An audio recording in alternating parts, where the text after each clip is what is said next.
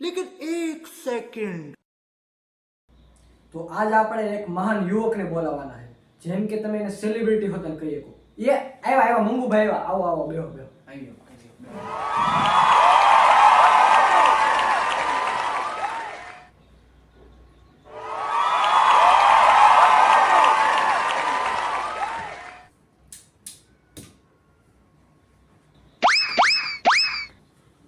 એક મિનિટ આ નીચે રોડ છે કોનો? આપણા બાપાનો જ છે. તે નવો બનાવીને પેટમાં વીટ સડી ગઈ. કેટલા ખાડા છે અહીંયા. તો દર્શક મિત્રો, આજે આપણે ધવલભાઈ આવ્યા છે તો આપણે એને 6 થી 7 સવાલ પૂછશું. તો ધવલભાઈ, તમે તૈયાર છો? શિવાજી બીડી. ઓય ધવલભાઈ.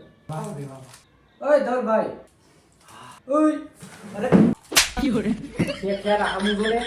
બોલો બોલો બોલો. તો ધવલભાઈનો પહેલો સવાલ. શું ધવલભાઈ તમારા લગ્ન થઈ ગયા છે?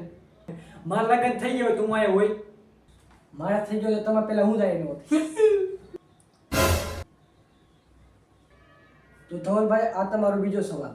તમે જ્યારે YouTube ચાલુ કર્યું હતી, સગાવાલાએ કે આડોશી પાડોશી કોઈ કીધું ખરા કે આવા વિડીયો ન બનાવાય એમ? એટલે એવું કઈ ટેન્શન ન લેવાનું હોય, ગામ હોય ને પાસ હોય જ. હા, એ સાચી વાત. તો ધવલભાઈ, તમારો ત્રીજો સવાલ. અત્યારે તમારા પાસે કેટલા પૈસા છે? તો મારે મુકેશ અમારી ભેગી બેઠક છે એટલે તમે અંદાજો લગાડી શકો કે હું કેટલા પૈસા કામતો હોય. એ ચા ઠરી જાય લે, ખમું ચાપી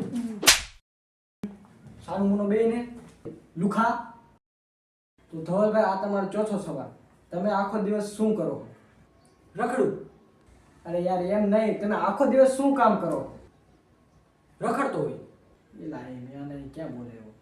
તો ધવલભાઈ, આ તમારો પાંચમો સવાલ. તમે નવરા હોય શું કામ કરો? નવરો હોય તે હું બધાને અડી કાઢતો, જેમ કે તે તમારી કાઢું.